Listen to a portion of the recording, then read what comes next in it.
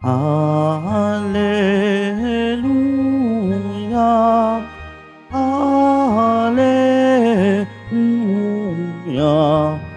Alleluia, Alleluia.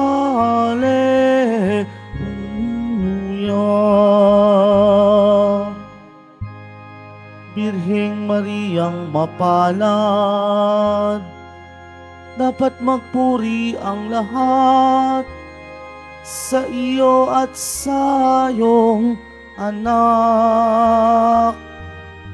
Alleluia, Alleluia, Alleluia, Alleluia.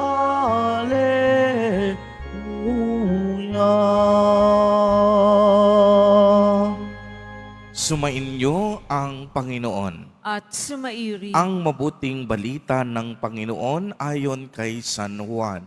Papuri sa iyo, Panginoon. Noong panahong iyon, nakatayo sa tabi ng krus ni Jesus ang kaniyang ina at kapatid na babae nitong si Maria, na asawa ni Cleopas. Naroon din si Maria Magdalena. Nang makita ni Jesus ang kaniyang ina at ang minamahal niyang alagad sa tabi nito, kaniyang sinabi, "Ginang, narito ang iyong anak." At sinabi sa alagad, "Narito ang iyong ina."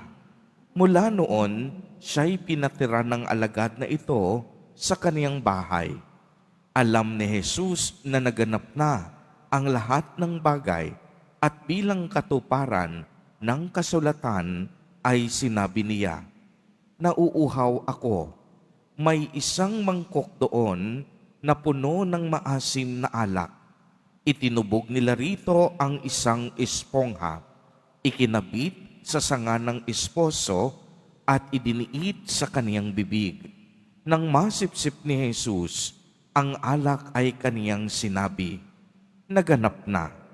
Iniyukayok niya ang kaniyang ulo at nalagot ang kaniyang hininga.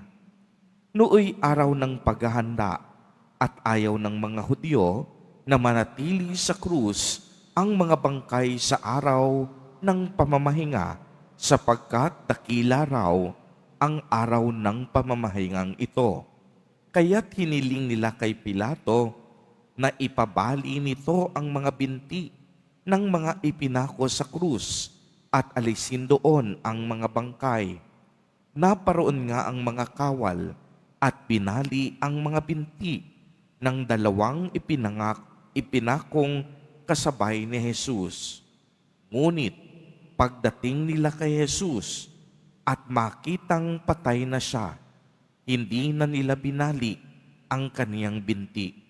Subalit inulos ng sibat ng isa sa mga kawal ang tagiliran ni Jesus at biglang dumaloy ang dugo at tubig. Ang mabuting balita ng Panginoon. Pinupuri ka namin, Panginoong Heso Kristo. Magsiupo muna tayo. Magandang umaga po sa inyong lahat, mga kapatid kay Kristo. Sa lahat po ng ating mga taga-subaybay sa iba't ibang online platforms at sa lahat ng ating mga kadiboto sa iba't ibang panig ng Pilipinas at maging sa buong mundo kung saan tayo ay naaabot ngayon ng ating live streaming. Mapayapang umaga din po sa inyong lahat. Purihin at dakilain natin ang ating Panginoon, ang mahal na poong Jesus Nazareno. Mga kapatid kay Kristo at mga kadiboto, palugod po namin kayong tinatanggap sa Basilica Minor at Pambansang Dambana ni Jesus Nazareno. Ngayon po ay ginugunita natin ang mahal na Birheng Maria bilang ina ng sambayanan o ina ng simbahan. Ang panahon po ng Pasko ng muling pagkabuhay ay natapos kahapon sa pagdiriwang natin ng Pentecostes. At sinisimulan natin sa araw na ito ang mahabang panahon ng karaniwang panahon. Alinsunod po sa utos ng yumaong Papa Francisco, ang Lunes pagkatapos ng Pentecostes ay tungkol sa pagdiriwang o pag-alala sa Birheng Maria bilang ina ng simbahan. Ang Pentecostes po ay araw ng kapanganakan ng ating simbahan na kung saan dito ay inaalala natin ang pagbaba ng Espiritu Santo sa mga apostol na siyang naging hudyat ng misyon ng simbahan. Ito rin ang nagbibigay kapangyarihan at nagpapasigla sa mga apostol upang ipangaral nila ang mabuting balita ni Jesus bilang isang banal at isang apostolikong simbahan. Ito ay isang tunay na palatandaan na ang misyon ng ating mahal na Poong Jesus Nazareno ay nagpapatuloy kahit siya'y umakyat na sa langit. Ngunit ang tanong, paano po ba natin naiintindihan at paano naiintindihan ng simbahan ang kaniyang sarili bilang isang simbahan?